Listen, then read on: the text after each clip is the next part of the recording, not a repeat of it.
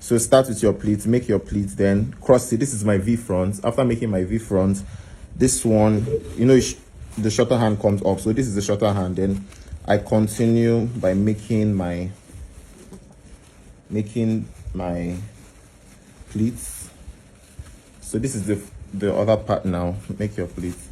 Then, you know, I always place this one to cover everything up. So the last one covers everything up like this.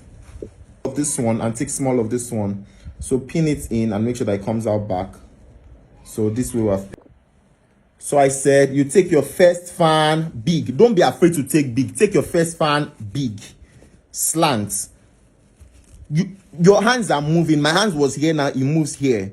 It's here now, it moves here. So from here now, the next one I'm going to take is going to, for every fan it goes in, for every fan it goes in, for every fan it goes in, for every fan it has an inward progression until you get to the end. Then it looks something like this. Take like this on top of each other. If you take it on top of each other, it's going to lose form. It's going to look like, and I drag it in. Take another edge from here, drag it in. Take another edge from here, drag it in. So this way works too.